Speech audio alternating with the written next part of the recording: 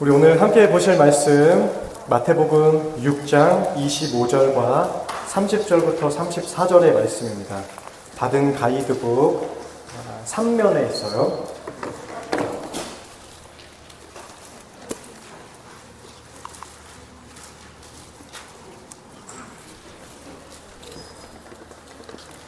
(25절) 읽고 그 다음에 30절 부터 34절까지 교독한 뒤에 마지막 34절은 합독하겠습니다. 제가 먼저 25절 읽고 여러분은 30절부터 읽으면 됩니다. 그러므로 내가 너희에게 이르노니 목숨을 위하여 무엇을 먹을까 무엇을 마실까 몸을 위하여 무엇을 입을까 염려하지 말라. 목숨이 음식보다 중하지 아니하며 몸이 의복보다 중하지 아니하냐.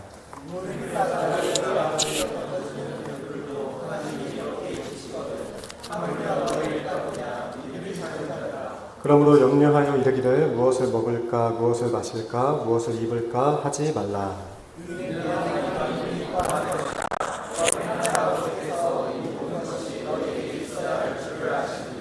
그런즉 너희는 먼저 그의 나라와 그의 의를 구하라. 그리하면 이 모든 것을 너희에게 더하시리라.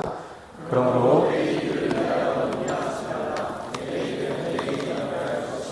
한날의 괴로움은 그날로 족하니라.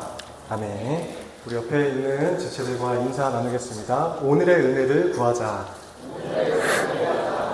한 번 더 인사할게요. 이 밤의 은혜를 구하자. 네, 이번 여름 수련회 하나님 나라 두 번째 개념이죠. 겨울 수련회 때 주제가 뭐였죠? 하나님 나라. 그리고 여름 수련회도 하나님 나라라는 주제를 가지고 진행을 하게 되었어요. 겨울에 들었던 메시지가 혹시 기억이 나나요? 담임 목사님과 유동 목사님과 제가 함께 흐름을 잡아서 전했던 메시지. 하나님 나라는 꼭 죽어서 가는 곳만이 아니라 이 땅에 하나님의 통치가 임하는 것, 하나님의 뜻이 이루어지는 상태를 하나님의 나라라고 부르는데, 인간의 죄로 인해서 그 나라가 왜곡되어서 뒤틀려진 나라를 지금 잘 누리지 못하고 있는 상태, 이미와 아직이기 때문에, 그렇다면 우리는 이 사이에서 무엇을 해야 할까? 내가 인생의 주인이 되는 게 아니라 주님만이 나의 왕이 되셔야 합니다. 하나님을 내 인생의 주인으로 모셔야 한다 하는 내용을 나누었어요. 지금 끄덕인 지체가 한 명 있어요. 기억이 났나 봐요. 이제 여름 수련회를 통해서 그렇다면 하나님 나라에 대한 우리의 구체적인 적용점에 대해서 나누려고 하는데요. 제목 한번 읽어볼까요? 말씀 제목 시작. 네, 우리 올해 청년부 공동체가 스위치 온 공동체잖아요. 여기에 착안을 해서 염려는 끄고 하나님 나라는 켜자, 염려는 마치고 하나님 나라를 시작하자라는 내용의 메시지를 함께 나누려고 합니다. 다음 화면 한번 보시면요. 미국의 워렌 웨어스비 목사님의 말씀인데, 현대인들을 이렇게 진단했어요. 그리스도인들을. 대부분의 그리스도인들은 어제의 후회와 내일의 염려라는 두 개의 십자가 사이에 못 박혀 있다. 어떠세요? 우리 한번 어제를 생각해 볼까요? 후회스러운 면이 있어요? 난 어제 정말 통쾌했어요. 완벽한 하루였어요. 이런 하루를 보낼 수도 있지만, 대부분 어제와 그제 또 과거를 생각해 보면 후회와 미련이 남을 수도 있죠. 이런 하루가 쌓이고 쌓이다 보면 내일을 생각할 때는 염려스럽기도 합니다. 우리는 이 두 가지 십자가 사이에 못 박혀 있는 상태예요. 다음 화면 보시면 이탈리아의 작가인데 우리나라를 체험하면서 그렇게 길게 체험하진 않았지만 우리나라에 와서 지내보니까 한국인들의 삶에는 이런 특징이 있더라. 좀 안타까운 이야기인데 이렇게 진단을 했어요. 첫 번째는 끝없는 경쟁 사회다. 태어나면서부터 경쟁을 하면서 지내죠. 저희 첫째 아들 어린이집이 열린숲 어린이집이에요. 숲을 한번 경험해 볼 수 있으면 좋겠다라고 하는데, 우리 교회로 출근하는 길에 등원을 시키거든요. 마침 그 길이어서. 근데 열린숲 어린이집 가기 50m에서 70m 전에 하버드 어린이집이 있어요. 지나갈 때마다 이 아이에게 괜히 미안해져요. 그러면서 무슨 생각이 드냐면 아이들은 어딘가를 입학할 때부터 경쟁에 뛰어드는구나. 본인이 뛰어들고 싶지 않았어도 그 사회가 그렇구나 라는 생각을 해보게 되는데요. 그러다 보니까 두 번째 문제를 경험하게 되어 극단적으로 개인주의가 됩니다. 그리고 이 개인주의가 폐해보다는 장점이 더 부각되는 사회가 돼요. 그래서 혼자 사는 것이 좋고 혼자 사는 것이 편하다라는 것이 많이 부각되지만 혼자 사는 것에 대한 폐해는 잘 드러나지가 않죠. 그러니까 개인적으로 살아가는 것이 더 좋다고 생각하고 받아들이게 되는 그런 사회에서 살게 되고요. 세 번째는 일상이 메말라가요.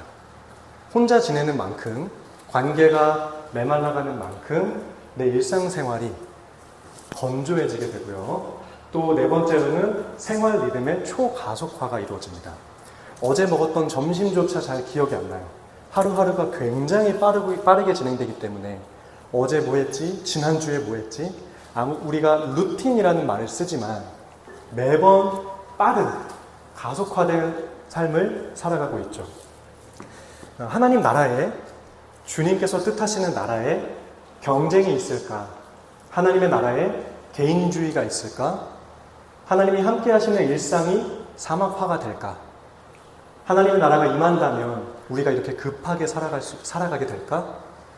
이 네 가지만 없어도 우리는 지금보다 조금 더 하나님 나라를 누리면서 살게 되지 않을까라는 생각을 해봅니다.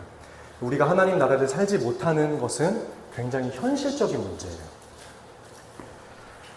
이 저자는 왜 우리가 이렇게 살고 있는가 했을 때 자기를 착취하는 사회가 되었기 때문이다 라고 이야기합니다. 그래서 굉장히 피곤하고요. 안식이 없습니다. 취업, 진로, 결혼, 내 집 마련, 노후. 계획을 하죠. 그런데 계획을 하는 만큼 걱정도 생깁니다. 계획을 한다고 뭔가 해결된 게 있나요? 안타까운 현실을 지낼 수밖에 없죠. 우리가 몸담은 사회는요, 기회가 좁고요, 성공보다 실패가 더 가깝습니다. 그러니까 섣불리 무언가를 시도하지 못하고요, 더 빨리, 더 많이, 더 크게 무언가를 하고 싶어는 하지만 할 수 없는 현실에 좌절을 하게 됩니다. 이렇게 준비하는 모습들이 잘못은 아니지만 이 안에서 속 사람이 병약해진다는 게 문제예요. 빨라지는 만큼 아파지고요. 커지는 만큼 슬퍼집니다. 빠른 만큼 아프고요.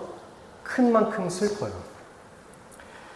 그 결과 중에 하나가 무엇일까 했을 때 바로 염려하는 마음이 아닐까 생각합니다. 염려. 염려는 어떤 뜻일까요? 생각 염자에 생각 려자를 써서 생각하고 또 생각하는 상태예요. 머릿속에 생각을 지우지 못하고 멈추지 못하고 계속해서 뇌가 쉬지 못하고 마음도 복잡한 상태. 성경에서 헬라어로 염려는 마음이 나뉘는 상태를 의미합니다. 마음이 하나가 되지 못하고 생각할 것들이 많으니까 마음까지 분산돼 버리는 거예요. 그러니까 머리의 스트레스가 속 사람의 스트레스로까지 확장이 되는 상태를 염려라고 해요. 그렇다면 이 염려가 성도로서 살아가는 우리에게는 과연 어떤 영향을 미칠까? 어떤 악영향을 미치는지 자막을 한번 보면요. 두 가지만 볼게요. 큰 글씨 한번 읽어보겠습니다. 시작. 네, 염려하면요. 삶이 민감해지고 민첩해지는 것 같지만 사실은 삶이 둔해집니다. 누가복음에서도 생활의 염려로 마음이 둔해진다 라고 이야기하는데 방탕함과 술 취함과 동일선상에 놓고 있죠. 술 취하면 제 몸을 가누지 못하죠. 그런 것처럼 염려로 마음이 둔해진다. 내 마음도 내가 컨트롤하지 못하는 상태. 하나님이 그렇게 바라보시고요. 두 번째로는 어떤 결과가 있는지 읽겠습니다. 시작. 우리의 삶은 항상 어떠한 결과를 내게 돼 있습니다. 그 결과가 크건 작건 많건 적건 반드시 열매를 맺게 돼 있는데 무엇이 그 열매를 막는가 했을 때 염려가 막아요. 세상의 염려와 재물의 유혹과 기타 욕심이 무엇을 막는가요? 말씀을 막습니다. 하나님의 말씀이 엄청난 힘을 가지고 있지만 놀랍게도 염려에 막히는 게 하나님의 말씀이에요. 그만큼 염려는 막강한 힘을 가지고요, 우리의 삶을 방해하는 장애물과도 같습니다. 오늘 말씀을 보면 마태복음 6장인데, 마태복음 6장은 예수님께서 산에서 전파하신 산상수훈 중에서도 핵심 장이에요. 이 본문이 나오기 전에 앞의 이야기의 흐름을 보면 유대인들이 구제하고 금식하고 경건한 생활을 하는데 예수님이 그렇게 하지 말라고 지적하는 장면이 나옵니다. 왜냐하면 그 경건 행위를 통해서 유대인들이, 바리새인들이 나는 의롭습니다 라면서 자기의 의를 구하고 드러내려 했기 때문이에요. 분명히 겉으로 볼 때는 하나님을 섬깁니다, 여호와께 경배합니다 하는 행위지만 사실은 자기의 의로 가득 찬 상태. 그래서 이 구제와 경건의 행위들이 사람들이 자꾸 드러내려고 했습니다. 혼자만 하면 하나님과의 나와의 관계 속에서 건전한 신앙생활이 될 수 있지만 자꾸 사람들 앞에서 드러내려고 하니까 이게 신앙이 되지 않고 종교 행위로 전락하게 되었어요. 앞에서는 드러내려 하던 것이 문제가 되었고, 반면에 염려는 어떻죠? 보통 염려는 숨기려고 합니다. 잘 드러내고 싶지 않고 내색하고 싶지 않죠.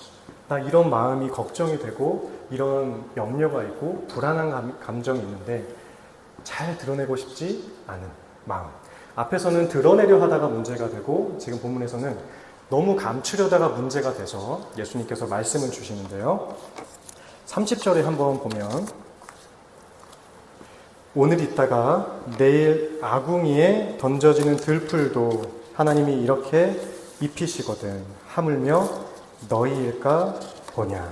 믿음이 작은 자들아. 하물며 너희겠니? 라고 이야기하고 있습니다. 당시에는 요즘처럼 저축을 하거나 복지 제도가 갖추어져 있던 시대가 아닙니다. 그리고 이 성경을 읽던 대부분의 사람들은요, 그날 벌어서 그날 먹고 사는 하루살이 서민들이었어요.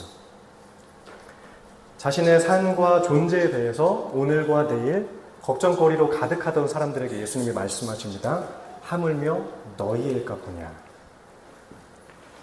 이것과 비교하시죠. 내일 아궁이에 던져지는 들풀도 하나님이 입히신다.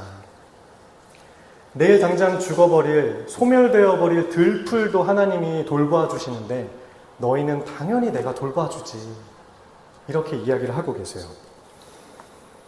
그렇다면 이 지점에서 한 가지 질문이 생길 수 있어요. 하나님이 나를 돌보신다고 하는데 이 유대인의 입장에서 보면 하나님이 나를 돌보시는데 왜 나는 하루살이 서민에 불과한가?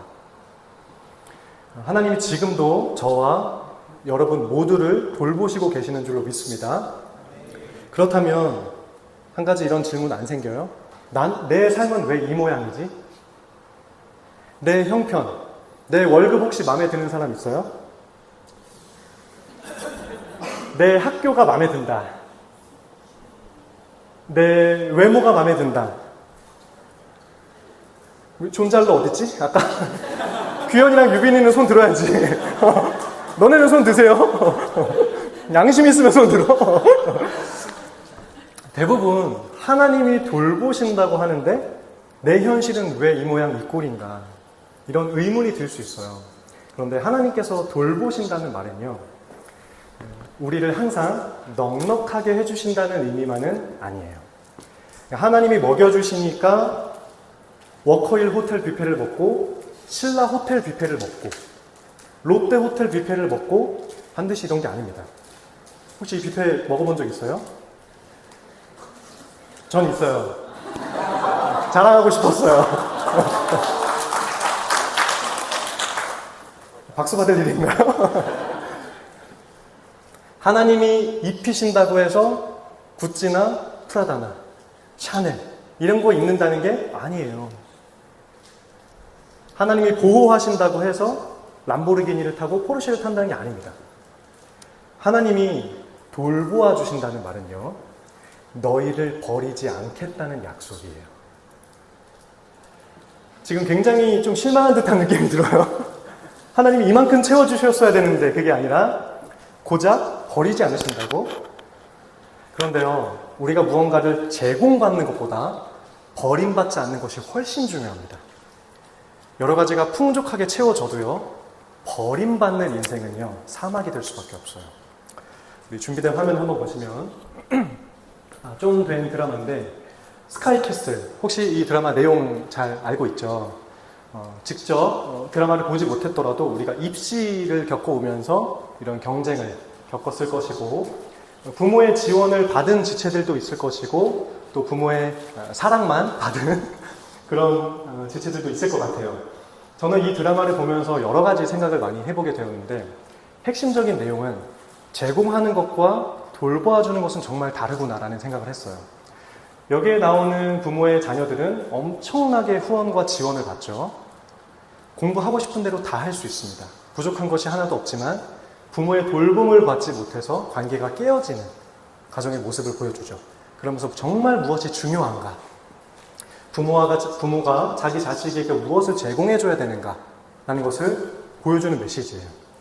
전 이것을 직접 제 몸으로 경험하지 못했지만 제가 다녔던 고등학교와 좀 분위기가 비슷했어요. 이 정도로 치열하진 않았지만 저는 중동고등학교를 나왔습니다. 중동고등학교 102회예요. 100년의 역사와 전통을 자랑하는, 그리고 일제강점기 시대에도 일본 사람들과 싸웠던, 옛날에는 중동고등학교가 깡패학교로 유명했는데 왜 깡패냐? 개포고등학교와 치열하게 싸워서 개포고등학교를 다 부셔놔서 깡패학교가 아니에요. 일제강점기 시대에 일본 사람들과도 물러서지 않고 싸웠기 때문에 일본 사람들이 강한 패거리다 해서 깡패. 저는 중동고 나왔기 때문에 그렇게 생각합니다. 강한 패거리, 굴복하지 않는 그 학교를 나왔는데요. 저희 선배님 중에는 옛날에 개그 콘서트에 나왔던 심현섭 또 있고요. 또 우리 이병헌 선배님, 변사마. 그래서 저희 학교에 일본 사람들이 관광 투어로 학교로 많이 놀러 오기도 했어요. 그래서 뭐 축구하다가 일본 분들 맞추면 이렇게 하면 고멘나사이 스미마센 이러면서 변사마의 얼굴에 먹칠하지 않기 위해서 그렇게 이야기도 했고, 또 최근에는 아까도 퀴즈에 나왔던 수현이 형, 김수현. 수현이 형이 잘했어야 되는데 최근에 좀 수현이 형이 넘어져가지고 제가 102회고요. 수현이 형이 100회예요. 그래서 사실은 저는 수현이 형을 봤습니다. 그리고 그때는 별로 유명하지 않았는데 제가 고3 때 우리 선배 중에 김치 치즈 스마일이라는 시트콤으로 김수현 선배가 데뷔한대. 저 그때 알았어요. 아, 맞다, 이 형. 왜냐면 저는 고등학교 1학년 때 배식하는 알바를 했거든요. 학교에서. 그거 하면 급식비가 공짜였어요. 아무나 시키지 않았는데 가서 선생님을 졸라가지고 급식비를 벌고자 알바했죠. 그래서 수현이 형이 사실 제가 나눠주던 김치를 받아먹던 형이에요. 제가 배식하면 크게 주고 함박스테이크 나오면 한 조각만 더 주면 안 돼? 아, 형 죄송해요. 그러면서 막았던 수현이 형이 저한테 그랬던 형인데, 물론 그 형은 저를 몰라요. 그러나 저는 내적 친밀감을 가지고 있는, 중동고등학교가 강남 8학군에 있는 학교예요. 어머니의 치맛바람, 학풍이 굉장한 학교입니다. 인문계 고등학교에서 지금은 자립형 사립고등학교가 됐는데, 인문계 고등학교에서 명문대를 많이 보내는 그런 학교로 알려졌어요. 그런 곳으로 배정을 받았으니 내신을 딸 수가 있겠어요, 없겠어요? 학원도 안 다녔는데. 그래서 뒤에서 너희들 좋은 대학 가라 하면서 이제 깔아주던, 그렇게 학업 생활을 하다가 갑자기 큰 웃음이 들렸어요. 그런 이타적인 학업을 하다가 언제까지 내가 이타적일 수만 없다, 우리 어머님 속이 상한다 해가지고 절치부심해서 한번 지독하게 공부한 적이 있어요. 기초가 없는 상태에서 모래 위에 쌓은 성 같은 공부였어요. 석차 등급이 1학년 때 중간고사에서 기말고사로 넘어갈 때 정확하게 숫자 기억해요. 첫 번째는 108등이 오른 거예요. 지금 직감하겠지만 얼마나 뒤에 있었는지 아시겠죠? 얼마나 밑에 있었길래 한 번에 108등이 오르나. 그렇게 하고 이제 정신 차려서 막 쉬는 시간에 또 책을 보고 그랬어요.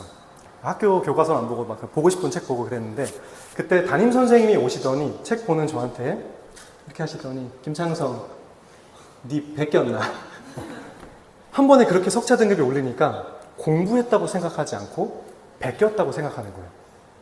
선생님은 저를 존중해 주셨지만 왜 그렇게 생각할까요? 학원도 안 다니고 평소에 공부도 지지리도 안 하던 애가 갑자기 등수가 올라버리니까 그렇게 판단하시는 거죠. 그런 분위기 속에서 공부를 정말 잘하는 친구들은 이미 하버드 대학교를 가려고 목표를 하고 있고, 찐으로 잘하는 애들은 학원 안 다녀요. 주말에 과외를 받고요. 고액 과외를 받고 평소에 자기 공부합니다. 이미 다른 차원에서 공부를 하는 지체들이래요. 친구들인데요. 그 친구들도 부모의 엄청난 제공을 받죠. 그런데 돌봄을 받지 못해서 굉장히 힘들어하고 삐뚤어지는 친구들을 많이 봤습니다. 성적은 잘 나와요. 근데 계속해서 분노가 있어요. 마음속에, 머릿속에. 관계를 맺을 수가 없어요. 왜냐하면 돌봄 없는 제공만 받았기 때문입니다. 그래서 하나님께서 만약에 우리에게 우리의 원만큼, 우리의 양껏 채워주지 않는다 하더라도 그것에 감사할 수 있어야 돼요. 하나님께서 우리를 돌보아 주시는 방식이기 때문이에요. 우리는 하나님께 제공받는 것을 넘어서서 돌봄받는 자녀라는 것을 항상 기억하면 좋을 것 같습니다. 오늘 본문에서 이렇게 걱정하는 사람들에게 30절에 마지막에 말씀하죠. 믿음이 작은 자들아. 하나님께서 너희를 돌보아 주실 건데 왜 못 믿고 있어? 너희 믿음이 굉장히 작구나 하면서 믿음의 크기를 지적하고 계세요. 그러니까 오늘 본문에 나오는 염려가 하나님 나라를 못 살게 할 때 염려가 큰 게 문제가 아니라 믿음이 작은 게 문제입니다. 염려를 어떻게 이길 수 있을까요? 우리의 믿음을 키워서 이깁니다. 지금 마태는 이 구절로 우리에게 이런 질문을 던지고 있어요. 너희의 삶의 문제로 생겨난 염려는 얼마나 크니? 이 염려의 크기를 묻고 있는 게 아니라 이 염려 앞에서 너희들의 믿음의 크기는 어떠하니? 믿음의 크기를 물어보고 있습니다. 삶의 환경 가운데서 염려거리가 생긴다면 염려를 보는 게 아니라 내 믿음의 크기를 봐야 돼요. 그리고 전보다 더 큰 믿음을 가지려고 하나님께 간구해야 합니다. 이를 위해 주님의 돌봄을 구하고 큰 믿음을 간구하는 이 밤 되기를 소원하는데요. 염려는 불안의 연속이죠. 어떤 학생은 졸업 논문을 쓰면서 이 논문을 쓰고도 내가 취직을 할 수 있을까? 어떤 취준생은 내가 지금 이 이력서를 보낸다고 해서 답변이 올까? 회사에 다니는 상황에서는 내가 이 회사를 다니는 게 맞을까? 다닌다면 언제까지 다닐 수 있을까? 이런 염려거리가 계속됩니다. 사실 이것을 뭉뚱그려 한 번에 얘기하면 먹고 살기 위한 걱정 때문이죠. 너 일 왜 해? 먹고 살려고 하는 거죠. 굉장한 정답입니다. 우리의 현실적인 문제 앞에 우리의 염려와 믿음이 생겨나는데요. 31절 한번 보시겠어요? 그러므로 염려하여 이르기를 무엇을 먹을까, 무엇을 마실까, 무엇을 입을까 하지 말아라. 먹고 사는 문제 앞에 염려가 있다라는 거죠. 생활 양식이 굉장히 단순하던 고대인들이나 복잡다단한 오늘 우리 현대인들에게나 먹고 마시고 입는 문제는 동일합니다. 옛날 사람들도 무엇을 먹고 살지 고민했고요. 지금 우리도 무엇을 어떻게 먹고 살지 동일한 고민을 하게 되죠. 그래서 인류에게는 변하지 않는 도구들이 있어요. 굉장히 예전 시대부터 현재와 미래 시대까지 사람이 사용하는 도구는 항상 변화했습니다. 그죠? 근데 변하지 않는 도구가 있어요. 뭐가 있을까요? 이거 맞추면 저도 커피 한 잔 사드릴게요. 진우? 뭐지? 정답! 진우 커피 2잔이네? 좋아요. 숟가락과 젓가락은 변하지 않아요. 그것처럼 먹고 사는 문제, 인류의 걱정도 변하지 않아요. 동일한 걱정과 동일한 염려거리죠. 때문에 많은 사람들이 의식주를 삶의 최우선으로 삼습니다. 그리고 이것을 해결을 하기 위해서 동분서주하죠. 믿는 우리도 마찬가지예요. 무엇을 먹고 어떻게 먹지? 미래를 생각할 때 이 의식주 문제를 피할 수 없어서 오늘 본문에서도 무엇을 먹을까, 마실까, 입을까 그것으로 염려하고 있구나 하는 상태를 알려주십니다. 물론 이 중요성을 알고 의식주를 위해서 노력을 해야 합니다. 성도라고 해서 형편없는 식사를 하거나 낡은 옷을 입어야 하는 건 아니에요. 그리고 수련회잖아요. 수련회면 단련하는 거죠. 여러 가지 불편한 것을 참는 시간입니다. 그래서 잠잘 때도 불편하지만 하루 이틀 정도는 한번 참아볼 수 있고 그렇게 때로는 내 몸을 괴롭히면서 단련하는 시간인데 그렇다고 해서 일부러 간식을 먹지 않거나 밥을 안 먹거나 야식을 금하거나 할 필요는 없습니다. 저는 이따가 기도회 후에 먹게 될 닭강정이 굉장히 기대가 됩니다. 왜냐하면 예수님도 제자들과 함께 먹고 마시는 잔치를 하나님 나라로 누렸기 때문이에요. 이따가 닭강정을 먹으면서 기도 제목도 나눌 텐데 그때가 하나님의 나라예요. 우리 일상에 임하는 하나님의 나라. 우리 신자는 이 의식주 문제를 해결하기 위해서 당연히 살아야 하는데 강조점은 이 문제가 우리 삶의 최우선순위는 아니라는 사실이에요. 이것을 최우선순위로 삼는 순간 우리는 이것의 노예가 됩니다. 세상의 포로가 되고요. 세상의 문법에 물들기 시작하고요. 세상의 가치관이 당연한 듯 보입니다. 세상 사람들이 잘난 것처럼 보이고요. 내가 틀린 것처럼 느껴지게 돼요. 무엇을 최우선순위로 삼는가? 그것이 우리의 가치관과 믿음의 시선을 결정합니다. 물론 우리는 신자이기 때문에 하나님께서 먹여주시고 입혀주시고 돌보아주신다고 해서 가만히 있으면 안 돼요. 우리는 로봇가 아니에요. 예수님께서 제자들에게 의식주를 염려하지 말라. 너의 진로와 취업의 문제를 염려하지 말아라. 이렇게 말씀하시는 이유는 이것을 위해서 노력하지 않아도 된다는 게 아니에요. 하나님의 것들을 볼 수 없기 때문에 이것들을 최우선순위로 삼는 순간 하나님을 놓치기 때문에 이런 말씀을 주셨어요. 그래서 그런 일을 32절에 볼까요? 이는 다 이방인들이 구하는 것이다 이야기하고 있습니다. 여기서 이방인은 단순히 혈통이 다른 사람들이 아니라 하나님 없이 살아가는 사람들, 하나님 없는 상태의 사람들을 뜻하는데 믿는 사람들에게 지금 이 말씀을 주고 있다면 굉장히 충격적이죠. 지금 여기서 종현 형제가 어떠한 것을 위해서 기도하고 있다고 한번 가정을 해볼게요. 먼저 그 나라와 의를 구하고 있습니다. 하나님 그러니까 저에게 좋은 차를 주세요. 좋은 직장을 주세요. 이렇게 하고 있는데 만약에 제가 종현아 그 세상 사람들이 구하는 거잖아. 이렇게 해버리면 기분이 어떨 것 같아요? 그렇죠? 안 좋죠. 근데 예수님이 지금 유대인들에게 그렇게 제자들에게 말씀하시는 거예요. 필요해서 구하는 건데 왜 이런 지적을 하실까? 주님이 없는 것처럼 살아갈 때 도구가 목적이 되기 때문입니다. 주객이 전도가 되기 때문이에요. 하나님을 하나님의 자리에 놓지 못하고 하나님이 없는 것처럼 살아가는 이방인이 되기 때문입니다. 우리 한번 생각해 볼까요? 내가 꿈꾸는 비전이 도구인가 목적인가? 내가 꿈꾸는 방향성과 꿈이 목적이 되어서는 안 됩니다. 언제나 목적은 하나님을 향하는 것이고요. 내 꿈과 비전은 그 하나님을 향한 도구여야 합니다.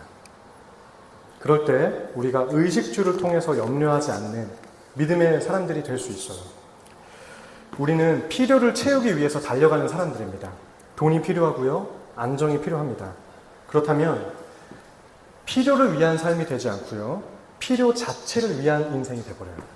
필요를 구해서 내 삶의 문제를 해결하는 게 아니라 필요만을 바라보는 편협한 시각과 좁은 시야를 갖게 되는 거죠.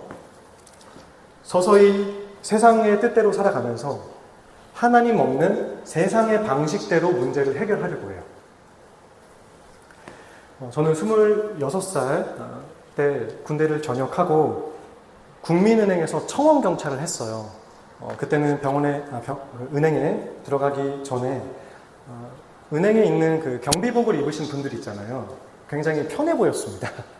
요즘 세상에 무슨 도둑이 드나 해서 지원을 하고 경비학 수업을 듣고 파견을 나가서 송파 지점에 파견을 받았는데요. 그 지점도 30년의 역사와 전통을 자랑하는 지점이었어요. 근데 거기 지점이었다가 제가 갈 때쯤에 출장소로 바뀐 거예요. 그 지역 사회 문제 때문에.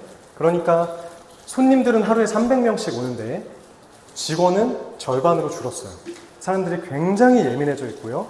아, 은행이 이렇게 피 튀기는 곳이구나 하면서 사회생활은 역시 쉽지 않아 하면서 어려움을 겪었던 적이 있는데요. 사실 청원경찰은 금고에 들어갈 수 없습니다. 그런데 그 지점은 너무 바빠가지고요. 은행원분들이 저보고 금고에 들어가서 돈을 넣고 오라고 하는 거예요. 창성아, 너가 돈을 100만 원 단위로 묶어서, 그러니까 1000만 원, 5천만 원짜리 묶음이 되죠. 벽돌. 흔히 말하는 벽돌. 그거를 금고에 이제 마지막에 시제 마감하면서 금고에 넣으라는 거예요. 그거 청원경찰 시키면 안 되거든요. 고발하는 거예요. 근데 그거를 하면서 은행 금고를 보았어요. 근데 사실 저에게 눈에 들어왔던 건 은행 금고에 있던 돈이 아니에요. 은행 금고 위에 걸려있던 말린 명태였습니다. 명주실에 명태를 걸어놔요. 왜 걸어놓는지 알죠? 그 명태가 눈을 부릅뜨고 있잖아요. 그 뜬 눈으로 애군을 막아준다고 믿었어요.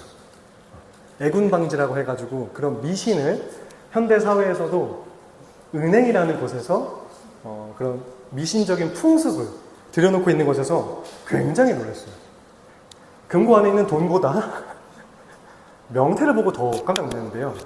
사실 이 미신을 받아들이는 습성, 우리에게는 체화되어 있습니다. 야구 좋아하는 분들 있어요? 사실 많은데 제가 또 뭐라 할까봐 막 손 안 드는 거죠. 저는 야구를 안 봐가지고 모르는데 이런 것 있죠. 삼성 라이온즈, 두산 베어스, 한화 이글스 다 짐승들을 쓰죠. 왜 그럴까요? 촌스럽게. 그 동물이 가지고 있는 힘과 기운이 팀에 있기를 바라는 거죠. 미묘한 미신적인 풍습이 팀명에 들어와 있는 거예요. 우리도 이런 것에서 자유롭지만은 않아요. 그래서 한번 통계를 봤는데 준비된 화면 한번 보실까요? 국민일보의 올해 뉴스예요. 근데 이게 매년 반복되는 뉴스입니다. 무속에 빠진 기독 청년 10명 중 3명이 점집 찾았다. 우리 한번 점집 가본 사람 손 한번 들어볼까요? 정신 잘 차리고 있네요. 안 걸려들었어. 네, 다음 화면 한번 보시면 최근 3년간 목회 데이터 연구소에서 조사를 한 건데 아주 일반화할 수는 없지만 의미 있는 지표죠. 일반 국민이 최근 3년간 절반 정도가 무속을 이용했다고 해요. 물론 이제 이 통계에 참여한 사람들이겠죠. 근데 성도도 20명 정도가 참여를 했다고 합니다. 그러니까 세상 사람들이 절반 정도 볼 때 그 절반인 기독교인도 사주나 타로나 점을 본다는 거예요. 재미를 삼아서도 볼 수 있지만 이 무속에 기대는 경험은요, 취업과 결혼, 가장 불안감이 큰 3040 세대에서 두드러지게 나타났어요. 불안감이 클 때 하나님을 찾지 않고 점집을 찾아가는 기독 청년들이 우리 주변에도 있습니다. 이것은 어떤 해결 방식이죠? 미래에 대해 문제와 염려거리가 생겼을 때 하나님을 찾지 않는 이방인들의 모습이죠. 우리는 교회에 다니고 예수 그리스도를 구주로 영접하고 하나님의 구원 역사를 살아가고 이 땅에 임할 하나님 나라에 동참하는 삶인데도 불구하고 때때로는 하나님 없이 삶의 염려거리와 문제들을 해결하려고 해요. 그러다 보니까 하나님 나라가 켜지지 못한 그런 인생을 살아가고 있습니다. 미래에 대한 해결 방식에 하나님이 없으니까 염려가 해결되지 않죠. 그러니까 계속 이런 데다가 돈과 시간을 버리는 거예요. 시간 낭비, 돈 낭비를 넘어서서 신앙 낭비가 됩니다.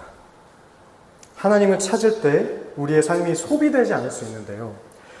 준비된 자막을 보면 우리의 문제가 해결될 거라고 생각해서 가장 우리가 추구하는 것 중에 하나가 돈인데 영국의 성공의 주교인 J.C. 라일이 이렇게 말했어요. 돈은 가장 만족감을 주지 못하는 것 중에 하나다.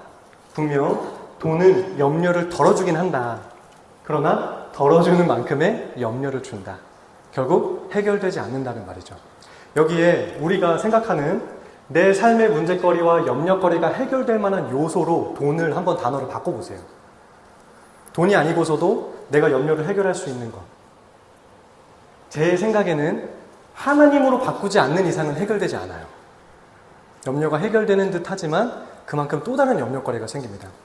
많은 돈을 벌었을 때 관리해야 하는 스트레스, 골칫거리, 돈을 잘못 쓸 때의 불안감, 돈을 어떻게 쓸까 할 때의 유혹, 돈을 쓰고 난 뒤에 공허감, 이런 것들이 우리를 계속해서 사로잡을 수 있어요. 물론 그럼에도 불구하고 목사님, 없어서 생기는 염려보다 있어서 생기는 염려가 낫죠. 이렇게 이야기할 수 있어요. 저도 굉장히 공감합니다. 없어서 힘든 것보다 있어서 힘든 게 차라리 난 것 같은데요. 있어서 힘들다가는 넘어질 수 있어요. 없어서 힘들 때는 하나님을 찾는데 있어서 힘들 때는 대부분 하나님을 찾지 못합니다. 근원적인 해결 방안이 되지 못한다는 사실을 우리는 잊지 않아야 돼요. 내가 필요로 하는 것들이 하나님이 있지 않다면, 하나님이 임재하고 있지 않다면 근원적인 해결책은 아니구나. 나는 무엇을 찾아야 하는가? 하나님의 나라를 누리기 위해서 누구 앞으로 나아가야 하는가? 라는 사실을 생각해보고 묵상하고 결단하는 이 밤이 되길 소원하는데요. 그렇다면 우리가 하나님 나라를 살기 위해 어떻게 해야 할까? 첫 번째 화면 한번 보겠습니다. 하나님 나라를 구하기 위해서 첫 번째, 염려를 던지는 거예요. 우리에게 염려가 생기죠. 그런데 이 염려를 던져버리는 거예요.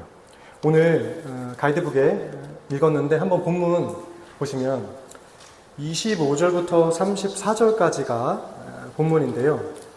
첫 절과 마지막 구절만 한번 보세요. 25절에 보면 25절과 34절에 반복되는 말이 있죠. 뭐가 있죠? 반복되는 말. 네, 염려하지 말라. 오늘 본문은 염려하지 말라고 시작해서 염려하지 말라고 끝나요. 근데 여기서 염려하지 말라는 말이 현재 명령형이에요. 반드시 하지 말아야 돼요. 하나님이 염려하지 마. 하지 말라고 했어. 하지 말라고. 제가 우리 첫째 아들한테 자주 하는 말인데 그렇게 명령하는 거예요. 하나님이 하지 말라면 하지 말아야 돼요. 우리는 염려를 하지 않아야 되는데 문제가 있다면 염려를 하지 말아야지 생각하죠. 근데 미국의 인지 언어학자인 조지 레이코프가 코끼리는 생각하지 마라는 정치 언어학 책을 썼거든요. 거기서 이야기했는 내용이 코끼리 생각하지 마 하면은 코끼리 생각하지 말아야지 하면서 코끼리가 생각이 나죠. 이런 오류를 지적해요. 그러니까 염려하지 말라는 명령을 받으면 우리는 염려하지 말아야지. 하나님이 명령으로 주셨대.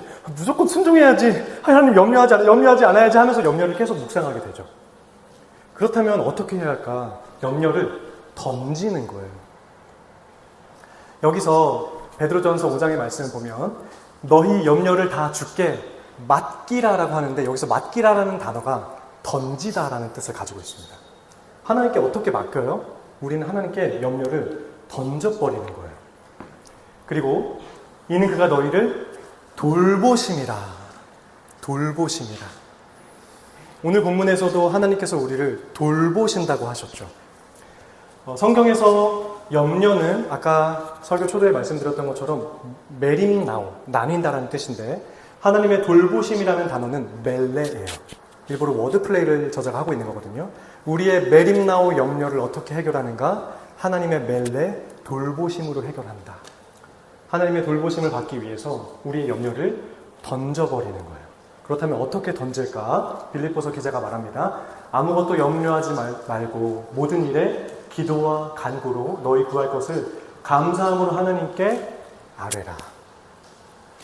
기도로 던지는 거예요. 우리는 하나님과 소통을 기도로 하죠.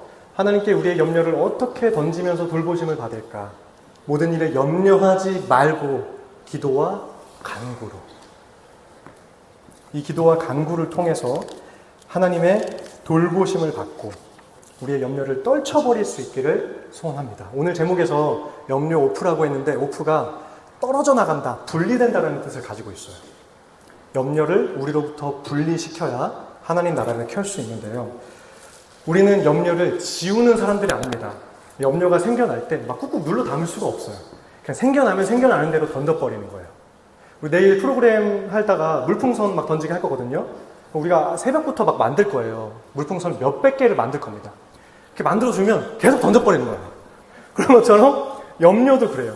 생기면 그냥 던지세요. 하나님 받으세요 하면서 던져버리세요. 이 염려를 던지는 것이 기도인데, 그렇다면 하나님 나라를 구하기 위해서 염려를 던진다. 두 번째로는 어떤 게 있을지 한번 볼까요? 하나님 나라를 구하기 위해서 믿음으로 오조준하는 거예요. 첫 번째는 염려를 던지고, 두 번째로는 믿음을 가지고 잘못 겨냥하는 거예요. 오조준하는 것. 우리 33절을 보면, 그런즉 너희는 먼저 그의 나라와 의를 구하라. 그의 나라, 통치, 하나님의 통치를 구하라. 그리고 그의 의를 구하라. 아까 바리새인들이 구제와 금식과 기도를 통해서 자기의 의를 드러내려고 했을 때, 이 의는 율법적인 의와 복음적인 의로 구분할 수 있거든요. 율법적인 의는 앞에 문맥에 따라서 내가 어떠한 종교 행위를 가지고 의롭다 칭함받으려는, 꽤 괜찮은 사람처럼 보이려는 행위, 그런 의인데, 그것을 구하지 말고 예수 그리스도께서 율법을 완성하셨기 때문에 얻어지는 의, 복음적인 의를 구하라. 예수님 앞으로 나아오라. 이렇게 말씀하고 있어요.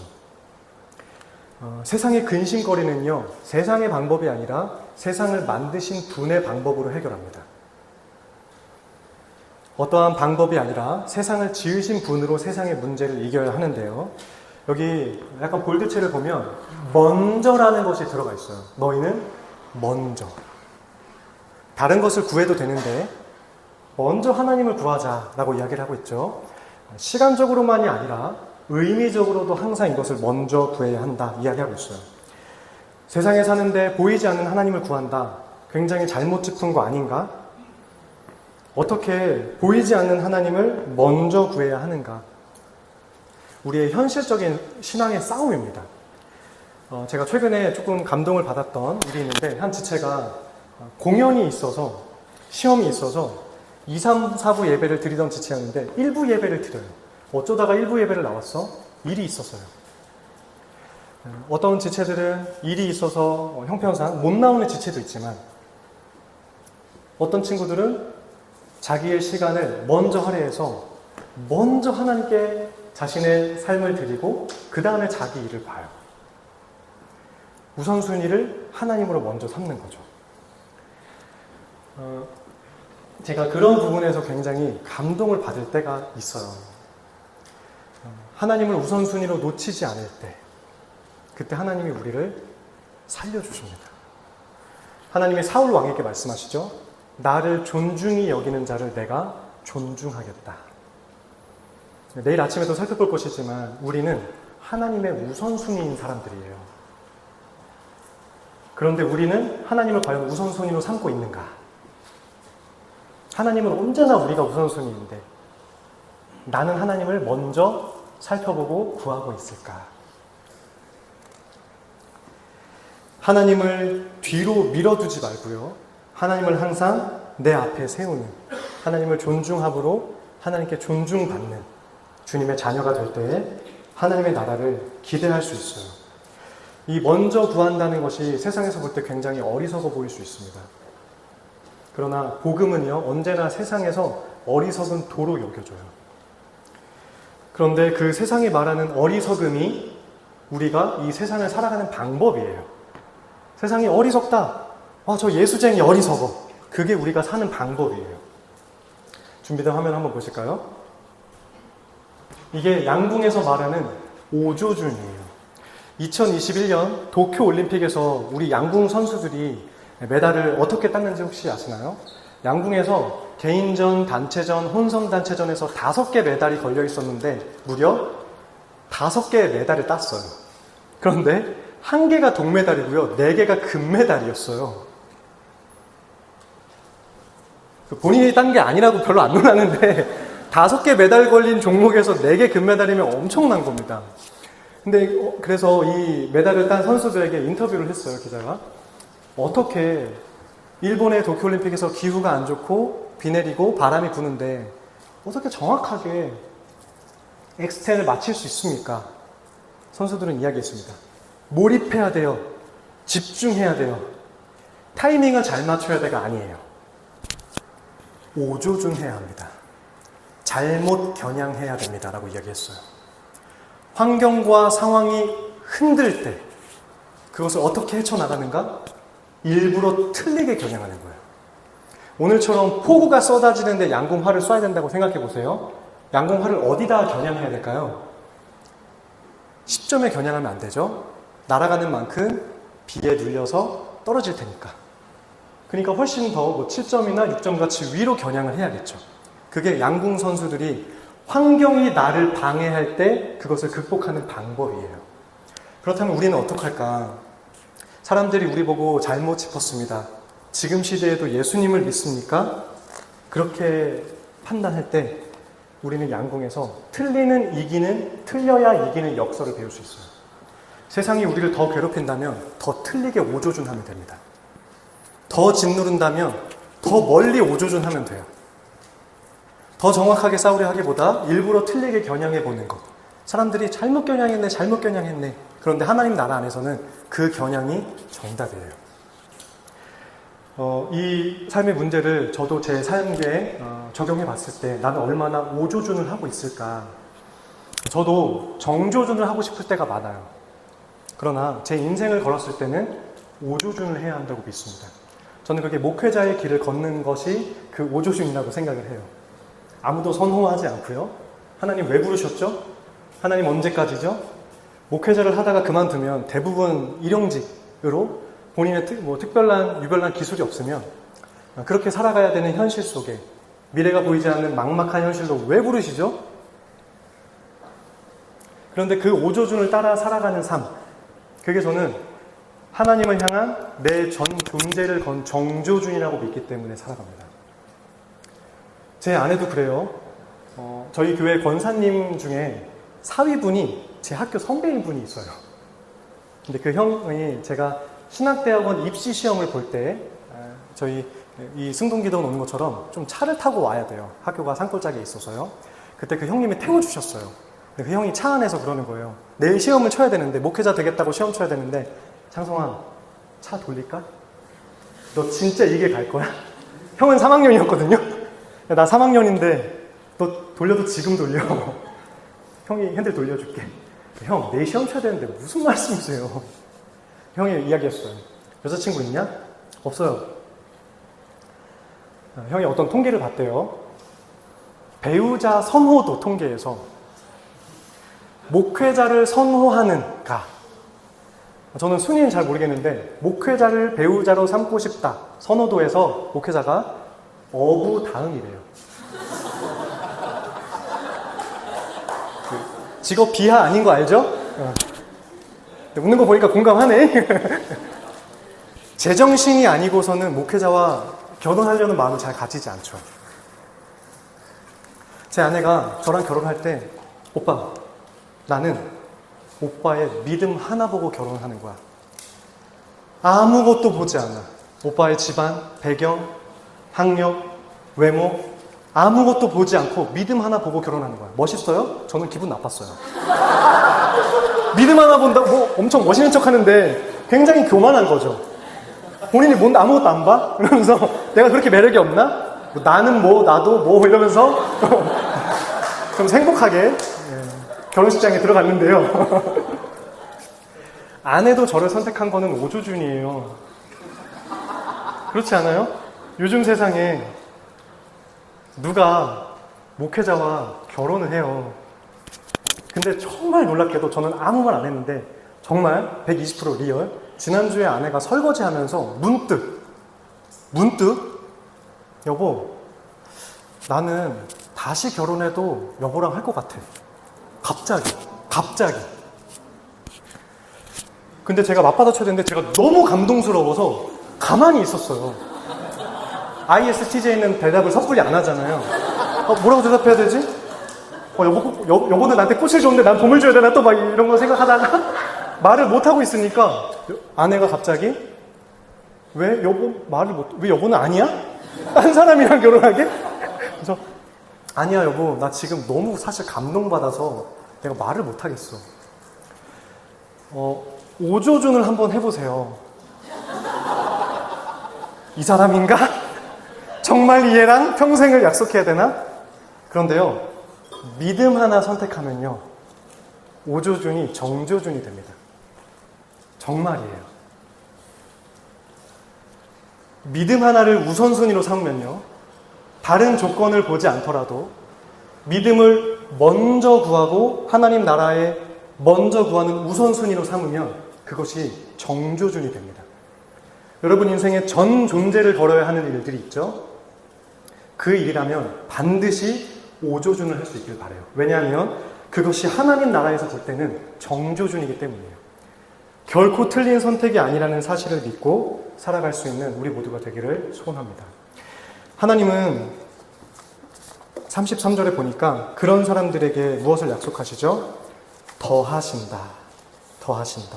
너희에게 더하시리라. 수동태예요. 우리는 아무것도 안 하고 오조준만 했을 뿐인데 우리의 필요와 쓸 것을 다 채워주신다고 이야기하고 있어요. 그러면서 34절에 내일 일을 위하여 염려하지 말라고 이야기하죠. 오늘 채워주셨다면 내일도 채워주실 것을 믿고 그대로 살아가라.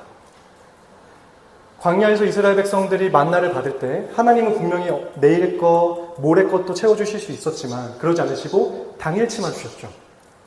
당일치의 은혜를 주시면서 그날 하나님을 사모하고 하루의 은혜를 누리라고 말씀하셨어요. 하루의 은혜를 받았을 때 내일은 어떡하죠? 염려하지 말고 오늘 주신 은혜를 가지고 그 하루를 선물로 살아가는 것.